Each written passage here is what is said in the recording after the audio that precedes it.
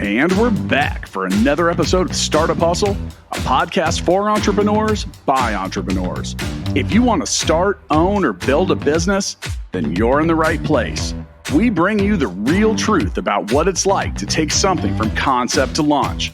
From growth, innovation, experience, failing, or winning big, we've got you covered. So let's get down to business with another episode of Startup Hustle, brought to you by Fullscale.io.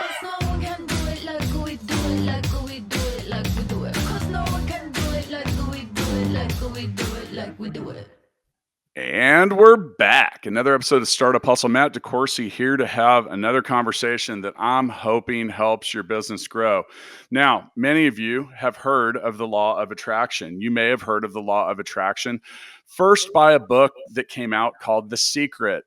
It wasn't much of a secret after it came out. Now, the law of attraction is related to getting the things that you want into your life by attracting them through thought and other stuff. But guess what? That's not what we're going to talk about today. We're actually going to talk about separating yourself from the pack.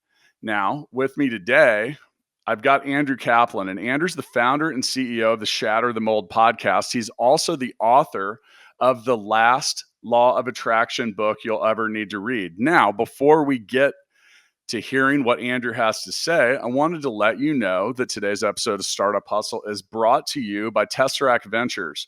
They help companies become smarter, better connected, and more efficient through next generation robotics, 21st century software, and radically connected platforms.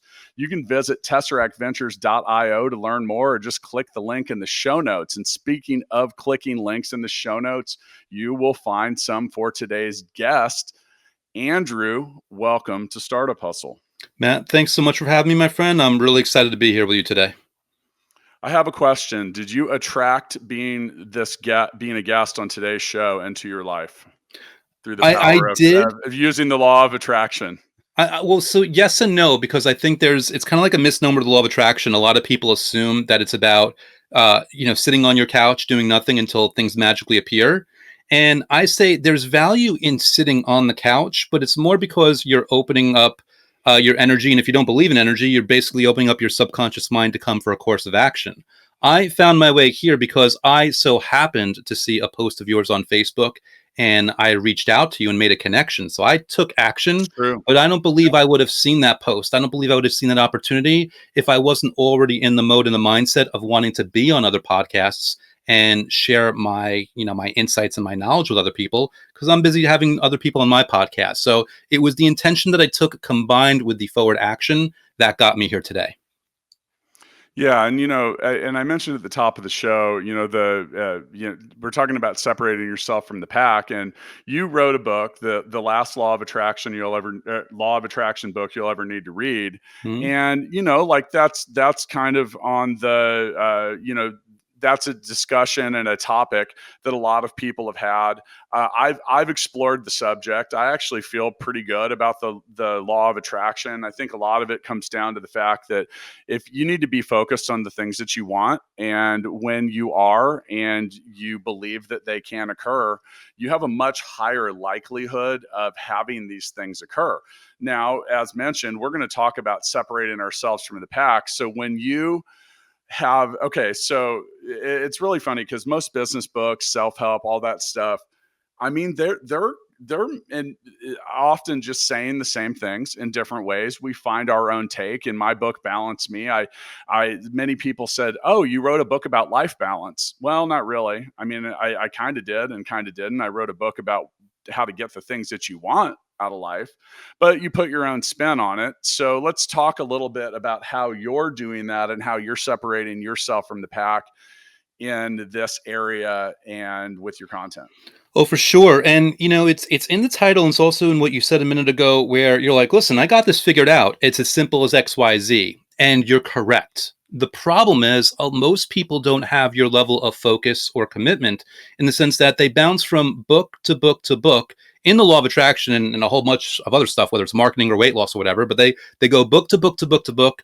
They get all this amazing information that's, by the way, accurate before they ever get to my book, and they never do anything about it. So in my regard, in terms of separating myself from the pack, where I obviously laid down this challenge in the title itself, I'm like, listen, I'm going to explain the law of attraction, and I'm going to give people a bunch of awesome methods that they can use to implement. But I'm also going to address the procrastination, the reason that people don't actually take this information and use it most of the time, and instead hop onto another book or another program. I'm going to separate myself from the pack by actually putting that challenge. And if they want to read more, fine, but it's going to be the last one they'll ever need to read. That's why I put the word need in there. How can I make sure that I'm actually different in that way? So you're talking about taking a topic and finding a new way to create value with it. Is that the first step in separating yourself from the pack? Absolutely, and well, and new value. I love the way you said that, because we were just kind of saying before we even hopped on here. A lot of people, they like to take a topic and they like to have a unique spin for the sake of having a unique spin.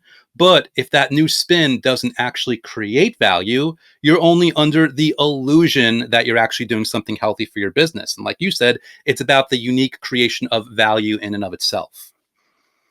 Sure. And when it comes to separating yourself from the pack, I mean, I have a little experience doing this with Full Scale, and that's the company that I own with my often co-host Matt Watson.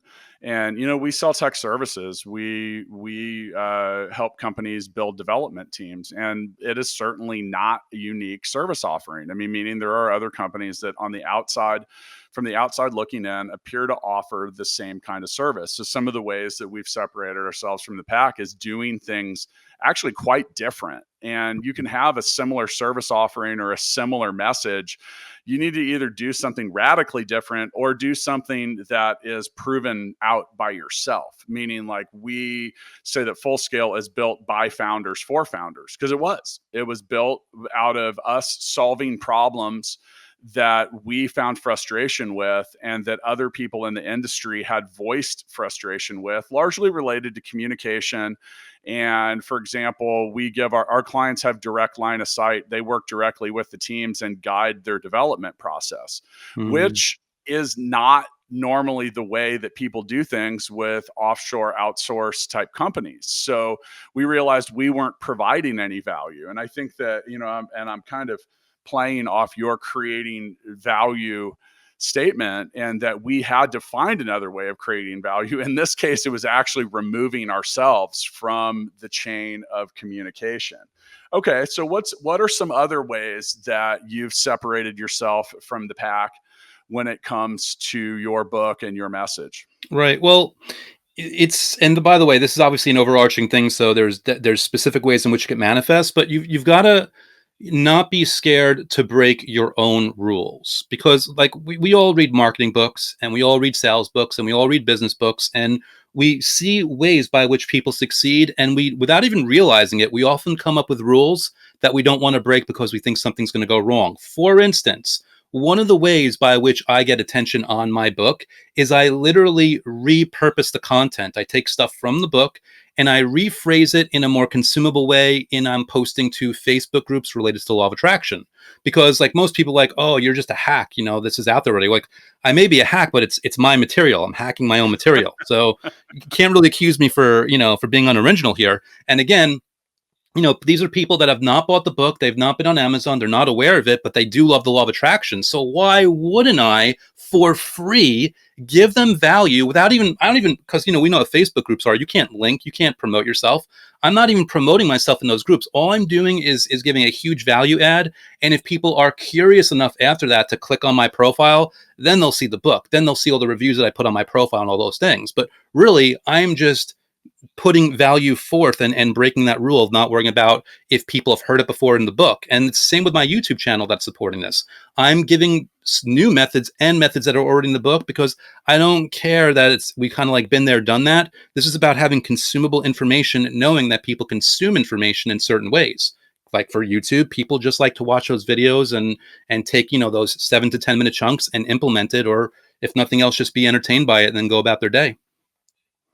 Yeah, and I can bite into that consumption statement, because people do, and I've spent a lot of time on the show talking about communicating with people the way that they want to be heard, or the way that they hear things. And you have so many different personality types, different belief structures, a lot of different stuff. And basically, what we're talking about when we say separating yourself from the pack is differentiation. And differentiation is the process of making a product different from other similar products. And, it's a crowded world out there. It's a crowded space, whether you're building software, writing a book, trying to make a product, you're going to have a lot of competition. I've been joking that I believe that original ideas were exhausted Mm. a while ago, and it's kind of funny because a lot of stuff is, and I mean, it comes down to semantics and like how we're going to phrase and present. And look, it doesn't matter whether you're listening to Andrew Kaplan reading his book or a lot of other people. Like it's about the way that the different messengers package it up and change it. Now, it's sometimes the best way to do it is to actually just be radically different, Mhm. and it can be a similar message. And you see a lot of that, and that you'll get a lot of people that are delivering messages, and they're just like, hey, we're going to completely disrupt the way that this has gone. So the question is do you, all right, so when it comes to some of the stuff you're doing and the organic traffic or attention that you're getting, I mean, you talk about being personally involved or getting that message out? That's going to have some challenges when it comes to scalability. How are you planning on addressing that down the road? Right. Well, so I kind of view it right now as like this is all about planting seeds, meaning like from a scalability standpoint, getting to the YouTube channel, you could have one person existing who has millions of followers. I mean, the or million subscribers. The thing that's gonna be tough for me is because I personally answer all the emails that come in. So there'll come a point where I'm driving myself crazy on that, and I have to figure something out. But I think the to answer your question, this is about being on platforms and being in formats where scaling is almost inherent to the process. More people are going to join those law of attraction groups and see those posts, and more people hopefully are going to subscribe to the YouTube channels. Kind of like picking and choosing those places where you plant all these seeds, so even if you don't plant them in the same way, there's still fruit. Like, to be honest, when I first started with the Facebook stuff, I did it day after day after day after day after day. But then I pounded, I shoved it down the throats of so many groups. Facebook thought I was like a robot, and they banned me for 14 days, and it broke the pattern. And then after that, I would post like once a month because it wasn't in my rhythm anymore. But by that same token, I had built so much positive goodwill and positive word of mouth and so many positive Amazon reviews that people were willing to give it a shot on their own and telling their friends. So a lot of this stuff is you almost kill yourself not caring about the scaling at one point on certain things because they'll still grow in other ways, and then you can reassess how you want to scale later on. Yeah, and that's always one of the ways is to build your own tribe. Yes. And that's a lot. When I say build your own tribe, Seth Godin has a book out called Tribes. And for me, in my opinion, if you want to join the Startup Hustle tribe, come join the Startup Hustle chat, which we started a long time ago and forgot about, and we have reinvigorated the startup spirit in that group. But some of that was out of a desire to form our own community. Mhm. And that's sometimes tough. You're talking about being involved in other people's communities, and then you got to try to build your own. Now, if you're going to take and this is one way to separate yourself from the pack, is a tribe building approach. So in the concept of tribe building, your goal is to create an environment in which those that are participating find as much value in each other as they do at whatever top level content that is. And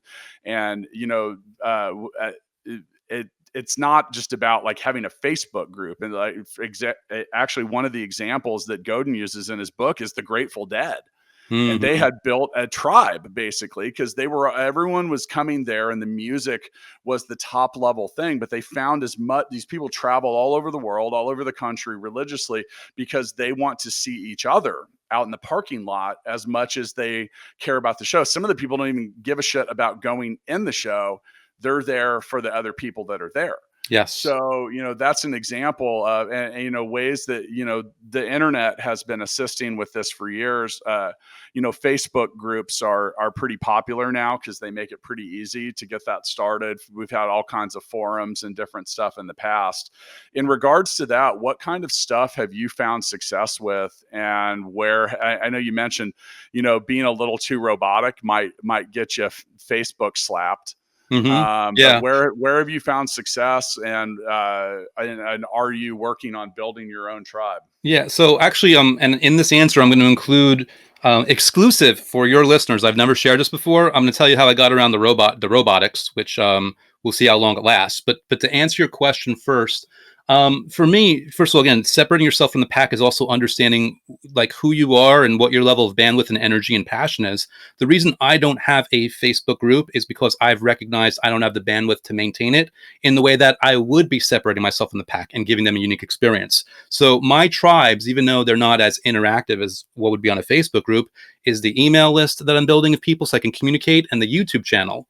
But for me, and again, before we get to the whole Facebook trick I have here, it really comes down to an authentic desire to make people feel good through what they're doing in this experience. Again, whether they're in a law of attraction group, they're in a marketing group, they're in a Facebook group, it's just about them being, like enjoying that process, regardless of how many people or how few they're communicating with. It's like, so for me, what I really do personally is like in my emails that I send out, I don't even keep myself trapped or zeroed in with my own content. Sometimes I'll share YouTube videos that have nothing to do with me, but still everything to do with the law of attraction or some kind of lesson or some kind of thing that's going to perk them up. To deliver on my promise about the little trick that for Facebook, what I've been doing is I will prepare what I hope is a really huge value add post, and then I come up with 3 different starting sentences for it. And I begin the posts in 3 different ways in different combinations, and I alternate 3 to 4 to 5 photos with each one. And so far, again, we don't know how long it'll take for the AI to keep up. But so far with that, I'm able to keep posting in group after group after group after group after group, and I'm not getting any slaps or any issues anymore. Sure, and I mean, I'll give you a couple examples. So I mentioned the Startup Hustle chat community. Some of the things we do there is like, we're not, that group doesn't exist for us to just post what today's episode was. It's more so to invoke and excite some kind of conversation. And we do actually in that group uh, have to approve the post, because every day I have a couple that I don't approve, or we don't approve because they're shilly Mm-hmm. and they're not really, tribe building in that way. So it has to do something. You have to, getting people to respond, reply, or interact with stuff on the internet is difficult. And so, for example, we have like little question cards, and they look like business cards. And we have a cadence. So we'll post a couple of those a week. Like today's will be, what should you do more of? Just in general. And, we'll get probably 30 or 40 comments based on that. Sometimes we put up polls and different stuff, and we think it out. We make it, it should be a variety of stuff. And then occasionally our different hosts will post the thumbnail for the episode that had just come out today and invite and invoke conversation around the topic, which creates a sense of community when you have people. All right, so if you've made a good social media post that's going to differentiate you from others, you're going to get interaction, and you're going to have people that are commenting and talking to each other within the comments just as much as they are answering whatever call to action that's been in there. So, and that's and I think the first key when you're trying to do that is, if the default answer for whatever you've posted is who cares, Mm, then no one's going to interact. And right. you got to have some kind of like I said, all right, so one of the, and this was just goofing around, but on my personal Facebook, one of the things I put in there, I said, make me choose between 2 bands. And so people will be like, Pantera or Metallica, and I'm like, Pantera. And then you get all these people commenting, and it's funny because that was probably the most commented social media posts that I've had in 2020, because I got into the hundreds, because people were then arguing over which was which. Now, I know that that's not. I mean, maybe that is differentiation. The fact it certainly was a step towards tribe building, because you have people interacting with each other under the top level things. So, Yeah. as far as differentiation goes, I mean, there's a lot of different things that need to occur. Now, with products, it can be as simple as packaging. Sometimes with a book, it can be the difference in its cover. Podcasts, now that there are so many of them, it's often the name. Hmm. It could be the subject matter.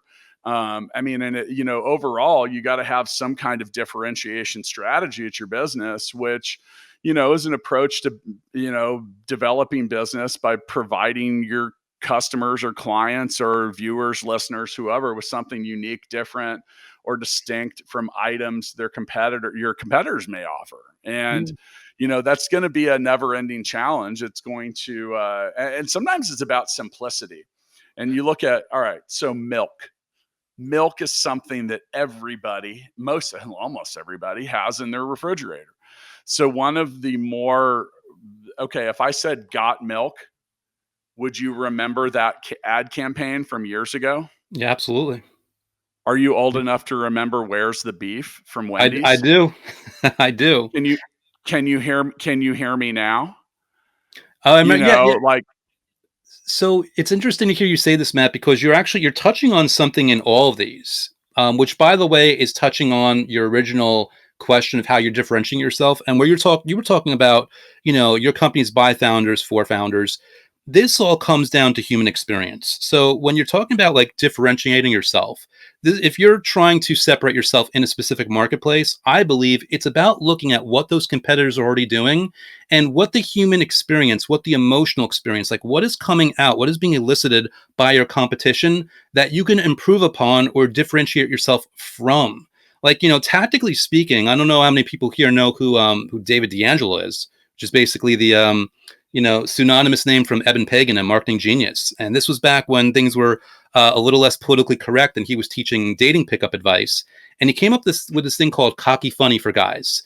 And I remember studying. I always loved studying marketing, whether it was like, I don't care if it was dating advice or it was weight loss. I love studying these great marketers. And I got on his mailing list and I saw how these guys would share all these stories of using this cocky method tactic and how their results were amazing. And I thought to myself, what David D'Angelo / Eben Pagan achieved here was a paradigm shift. He basically gave people a new way of looking at an old topic, a new experience, a new level of hope into their result.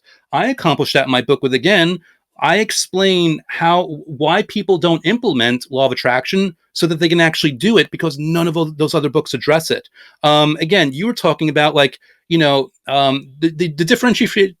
differentiation of bands. What you were doing, I believe, and you'll correct me if I'm wrong, you were showing people how to make engagement work.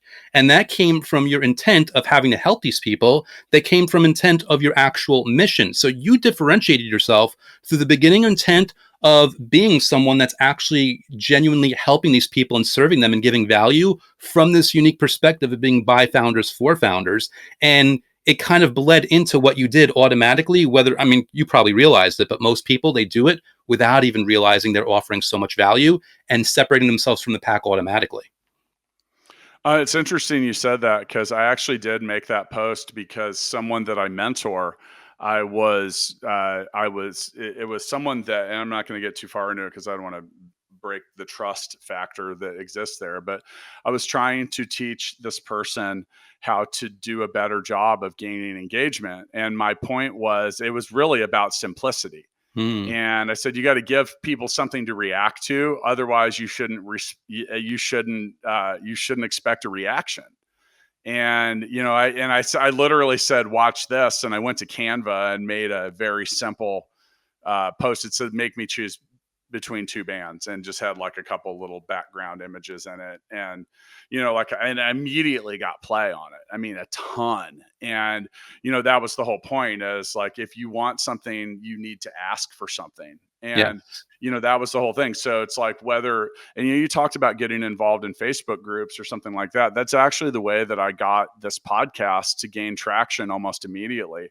And it wasn't by telling people something to do. It was asking for something in return. It would be, hey, Hmm. listen to my new podcast. I think you'll like it.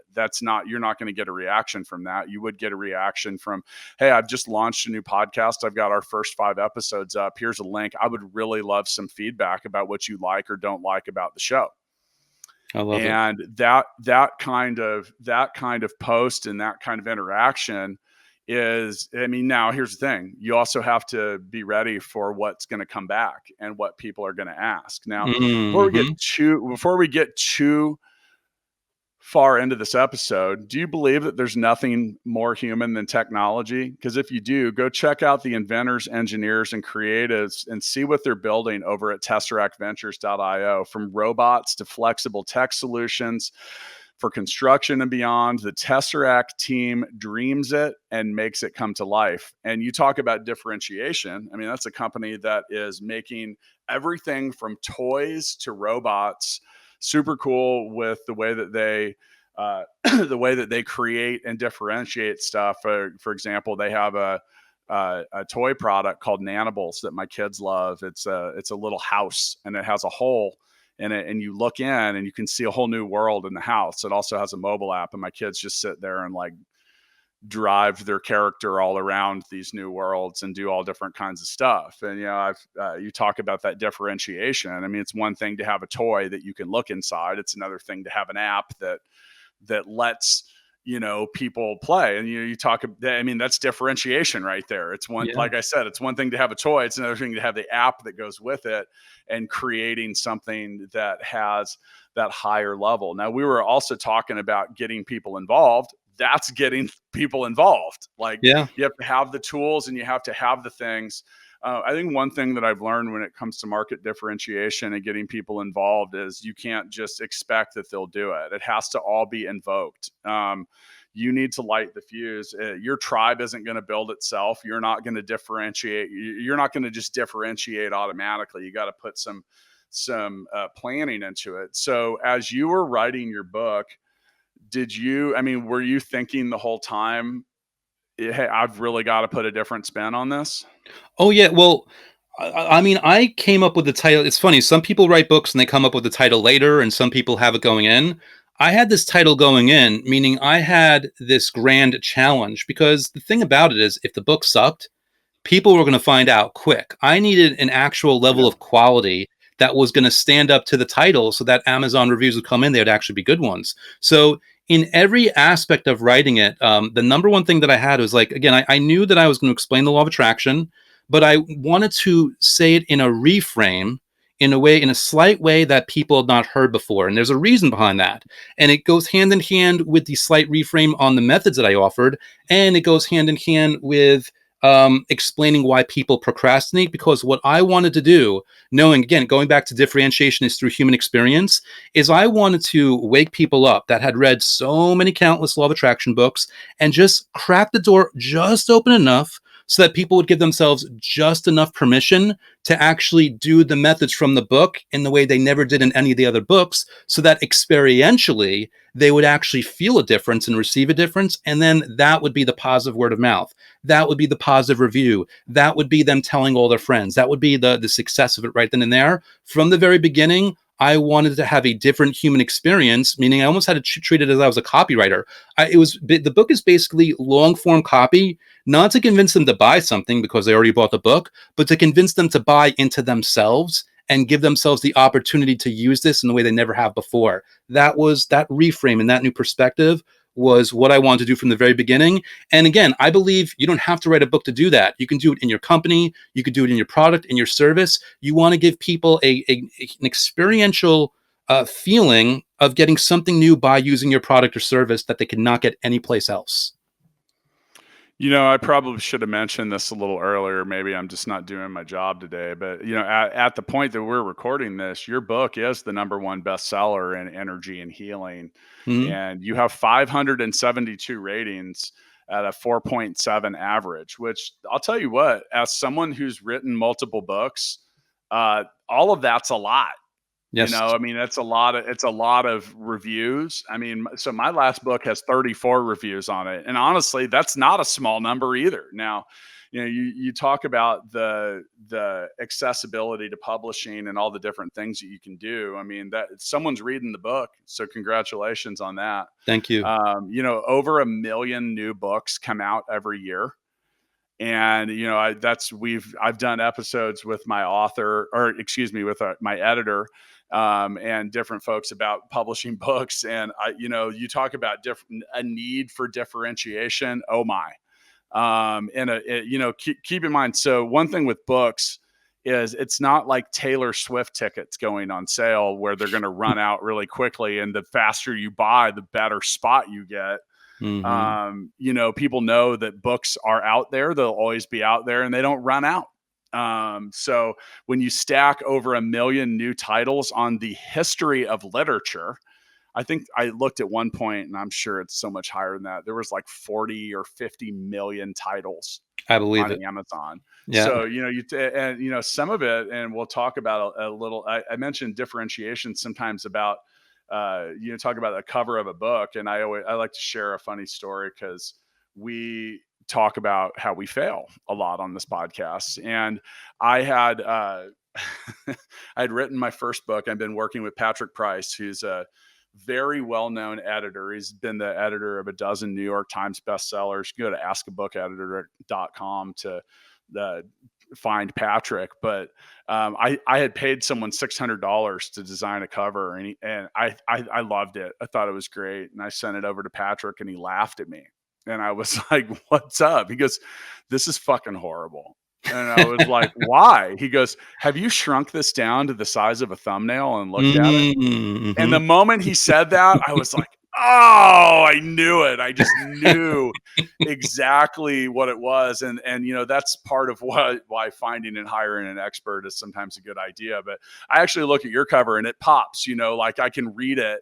It says the last law of attraction book you'll ever need to read. It's in multiple colors and it stands out on a simple black background. And like I said, sometimes the simplicity of stuff is, that's why I mentioned Got Milk, Yeah. or Where's the Beef? You look back at the most memorable things and they are simple and they do stand out. So yeah, that's and like I said, that book cover went in the trash, and then I paid someone $1,200 to make me the correct one, and I used that same designer for the next two. So I amortized that $600 failure over 3 books and felt Yeah, a little and better I'm about sure it. it made its money back. Like, well, just say it was a hard lesson to learn, but it made you a lot of money on the fact. And I really appreciate you mentioning the thumbnail thing, because that is exactly what I had in mind when I designed the book. Because I had published books before on Amazon. By the way, people look this up. They're not going to find Andrew Kaplan. I had to shorten my name to Andrew Cap because there already is an Andrew Kaplan publishing fiction Mm. books or something, and I didn't want to confuse the marketplace. So you're not even going to find Andrew Kaplan. You find Andrew Cap. But I've done other books synonymously, and I learned quick, Amazon's going to shrink that down. Like, I don't want my book to look good just in the listing. I want it to look good when it's like, if you're interested in this, you might like this, because that's where I get a lot of people. I get a lot of people, they tell me, "Oh, I bought Abraham Hicks, I bought The Secret, I bought this, and I saw your book with it, and it just popped." And that's what I wanted. I wanted multicolors. I wanted it easy to read. I wanted people to know exactly what it was. And because it was such a long title, I had to accept the fact, like, I'm not going to have any fancy image here that's going to draw the eye, because that's going to detract from all the wording. So I had to choose. It's just going to be the words. I didn't even put my name on the cover. Yeah, and I mean, it's like I said, and I'll tell you what, I mean, the space that you're in too, it's pretty crowded. That was one Mm-hmm. of the things when I published Balance Me that I had to go through, and I'll tell you, anytime you write a book or offer subject matter related to someone changing or giving them advice on how to live their life, you put yourself in a very interesting crossfire of commentary often, Yes. and it's like, I wasn't trying to write a self-help book with Balance Me.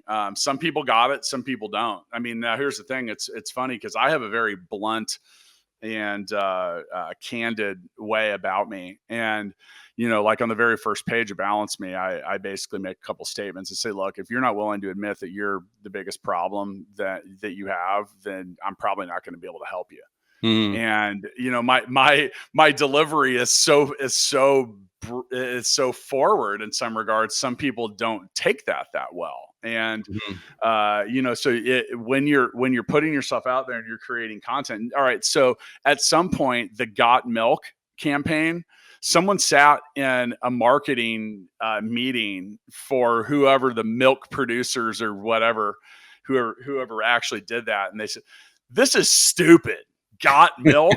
This is dumb, and it ended up being probably one of the most memorable marketing campaigns and differentiators, because you like legitimately think about that. How do you separate milk? Yeah. There's a zillion people that make it, and the next thing you know, you have famous people with milk mustaches and stuff like that, and it maintained its simplicity. So, there's a lot. So anyway, kudos to you on that, and standing out in that market. All right, Thank so you. what else are we missing here? I know that some of this stuff is I there's a zillion different ways to differentiate. Some of them are good, some of them are bad. What else have you encountered that's good? Yeah, well, I mean, I'll give you credit, like with that disqualifier that you gave people. That is a version of standing out in the sense that, um, and this is going to sound almost like cheesy, like yeah, we kind of know this, but people don't really understand respect for your customer. And what I mean by that is like you're respecting them enough to be like, listen, you're going to like this or not. I'm not going to talk down to you. I'm not going to condescend to you. I'm going to tell you what I think, and it's based on information that works, and it's up to you if you want to implement it. Now, me, I wasn't so like hard line in my book, but it does carry an energy, and I have another product that goes in the end where I repeatedly tell people, I'm your guide, but you're the boss. Meaning, I'm not some guru. I'm not going to pretend to be a guru. I'm not going to talk down to you. What I'm going to do is I'm going to tell you what's worked for me based on my experience, and I'm going to articulate it in a way that you can try out for yourself. Nothing more, nothing less, because I recognize you, the customer, not as lower than me, but as my equal. I have this respect for you. And that intent, that mindset will bleed out into your marketing message. It'll bleed out into the way you communicate. It'll bleed out into the choices you make. Again, like even me, not that anyone that holds a Facebook group is a guru or they're trying to condescend, but for me, I can't even enter that headspace because I don't want to supervise or babysit people posting links or doing things they're not supposed to. I'm like, listen, I'm not going to do that. I'm going to go in other groups where everyone's kind of like behaving on the same level, and I'm going to post on YouTube. But really, I'm just like you. My message is I'm just like you. The one difference between me and you in this specific category is that I figured X, Y, and Z. And the good news about X, Y, and Z is you can try it for yourself. And this translates to weight loss. This translates to consulting. This translates to dating advice. This translates to all these things where personally, sometimes this is a stylistic thing. I mean, people are successful doing it, but I hate the dating coaches that just tell you how you're doing things wrong. I'm like, listen, that's not really teaching me anything. Identify something that I did right or that someone did right so that I can repeat it, so I can model it. Don't tell me everything I'm doing wrong, because it only helps to a certain level. So it all comes down to that respect of actually trying to help people, try to give value, and just respecting and giving them the space that they need to use your product or service to the best of their ability. Sure, and those are all. They'll say the devil is in the details, and Mhm. that's a lot of it. I think another thing, as you mentioned, and kind of beginning to recap this, quality matters. Mhm. I was I'm so finicky about quality. It's kind of a joke at the Full Scale Startup Hustle office, because, I'll reject and delay stuff for infinity, until we get it right. Because the thing is I've seen a lot of, and I'm not going to get too specific here, but everyone's seen something that was once associated with quality then become very watered down, and that brand reputation and consistency is key. When it comes to a lot of people are differentiating themselves now by the creation of content. This podcast is on some levels an attempt to differentiate. We talk to people all the time or I do at Full Scale, that by the time we get to talking to them, well, I feel like I already know you. I've listened to several episodes of your podcast. It also is a value added proposition, and it's unique selling in the regards that, I can tell a potential client, and say, look, I sit down and talk about this stuff all day. And I said, sometimes it's on a podcast, because it's that conversation that occurs. Like, the podcast is often a break from that in some regards. I think the honesty in your messaging is key. If at any point the listener begins to distrust you, or the viewer, or whoever, or the purchaser, or the client, it is a very, very uphill climb on the way back to where you need and want to be. Overall, some of this is easily, I mentioned earlier about delaying things often. It's about having brand standards. You should, especially if your company is more than just a couple people, you're going to need to establish these brand standards and I go through that because, we have 200 employees and a bunch of them are like, well, I let me onto social media. Hmm. Make me an admin or give me access. And I said, well, you need to show me you have a plan. And with that, we have carefully stated brand standards, which often are very simple. They sometimes are like, you use this color code for your green or different stuff. Also, other things like, for example, we don't talk about religion, sex, or politics Right. because we are not in the business of religion, sex, or politics. So we stand nothing to gain by providing our own personal commentary about that. I mean, now, if you want to make yourself stand out in a bad way during an election year, I'm watching people I know maybe inadvertently, maybe I don't think they're doing it on purpose, but they are, regardless of what side of the aisle their opinions on, I'm watching people literally destroy their credibility with other people that just don't share the same values that they have. And I couldn't agree more. that's not related to the way anybody feels, but if you're you would be very hard pressed to get my opinions on a lot of stuff out in the wild like that, because I realize that they're mine and it's the way I feel, it's the way I view things, and it's not up to me to impress those. So I think one of the ways, like I said, you can differentiate yourself in bad ways too. And you see a lot of that going on right now. It's just loaded up. The machine gun of bad branding is the clip is loaded between an election year, COVID-19, other forms of racial and social unrest. It's like, fuck. Where do you want to? It's like, walking through a minefield. Really. So, remember that differentiation, that needle swings both ways. Have you seen some instances of people destroying their own credibility?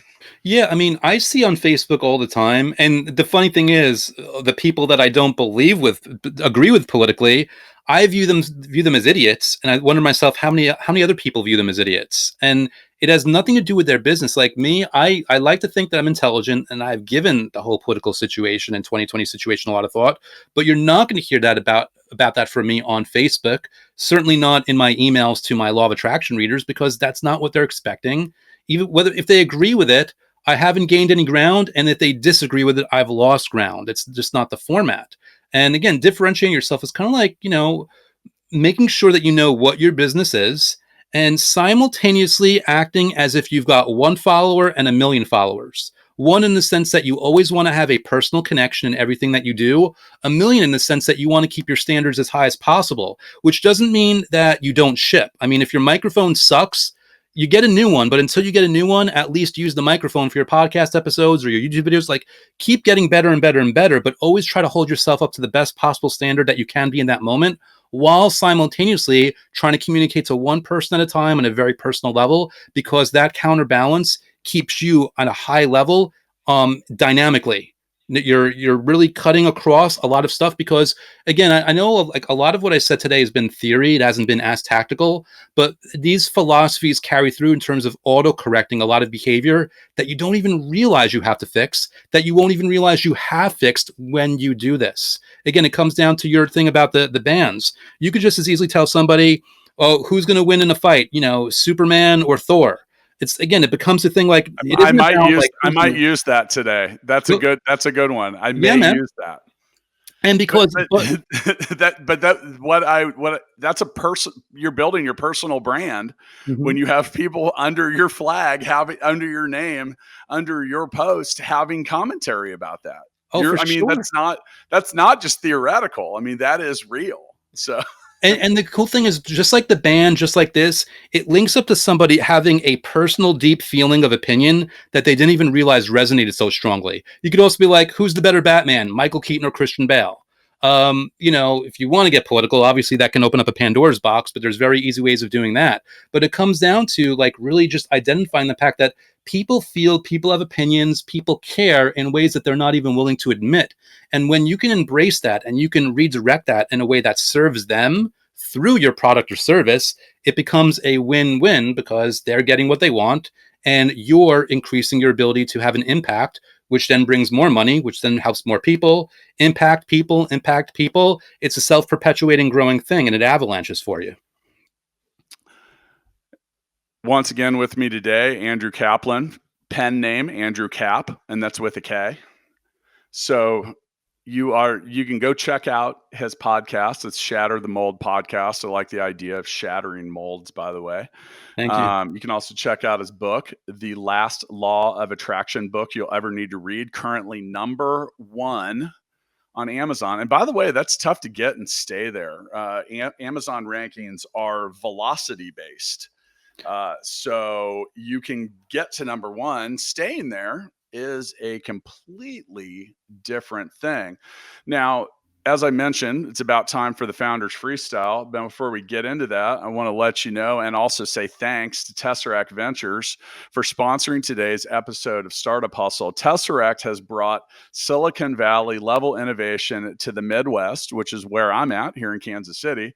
They're enabling businesses just like yours to defy the boundaries of space and time through the next generation technologies they build. Visit tesseractventures.io or click the link in the show notes. I mentioned earlier, they make some really cool stuff, make some really fun robots, and they have a new product they announced recently called Prism, which they use to help track people that are on construction sites. And you talk about interesting problems you weren't aware people were solving. Apparently, if you're building, and it made so much sense after the founder told me about it, if you're building a 15-story building and you're trying to find Andrew Cap and where he's at on the construction site, that's a lot of space. That's a lot of everything. So not only from safety regulations to a whole lot of other stuff, doing some really cool stuff. So very proud to have that company here in our hometown and in the Midwest. Now, we, as promised, end episodes of Startup Hustle with the Founders Freestyle, and going to give you the mic and give you a brief amount of time to sum up anything that you have said or maybe forgot to say. So I'll just let you go ahead. Go ahead, Andrew. Awesome. Well, two parts. One, props to you, Matt, for having me on, and people will be interested to know that regardless of when this publishes, in the month of September, Matt's going to be on my podcast, and he dropped unbelievable bombs of knowledge, which is awesome. And the only thing I want to leave is just understand, again, just to repeat what I'd said, if you can really dig into what the human experience is about what's going to get people's emotions going, whether it's love, hate, fear, desire, greed, jealousy, hope, whatever it might be. Obviously, I always recommend leaning on the positive. But when you understand that and when you're thinking from that perspective, you automatically will come up with ideas to differentiate yourself in ways that you never could have imagined. And I know I'm saying that and you're like, yeah, whatever. Trust me, when you try it and then you get that awesome bomb of an idea out of the blue, you're going to understand what I meant and you're going to use that to make yourself a lot of impact. And I can't wait to see what comes of it.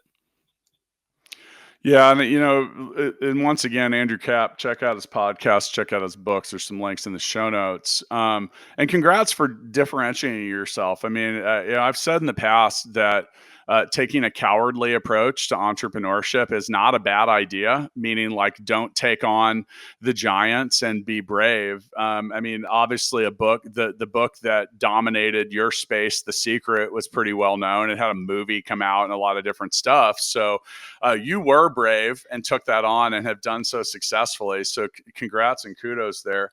I mean, overall, when it comes to differentiation, you need to be aware that it needs to exist. And I mentioned it during the show that I believe that unique ideas may have been exhausted years ago. Hey, it's America, people. You don't have to have the idea. You got to do it better, faster, or cheaper. And those are forms of differentiation in themselves. I think when it comes to creating your message overall, you've got to try and keep it simple as well. You got to understand that we're in a scrolling culture. And when I say scrolling, look down at your phone, look at your browser, any of that. And, that's where it needs to occur. And, so is your message, I say, think of it in terms of flashcards. If you saw the message that you're trying to get someone to, receive, is that easily absorbed in the flash of a card?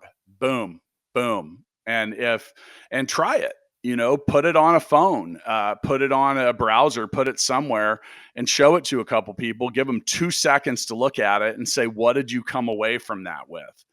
And, 2 seconds doesn't sound like a lot. For some people, it sounds like an eternity. It just depends on where you're at. But if you can't show your cover, your packaging, any of that stuff, and get it, get that message across in 2 seconds and have it received, you're probably not differentiating yourself from much. So with all of that in mind, man, I got to go. I got to get back to differentiating my own product, my own business. So I'll see you next time.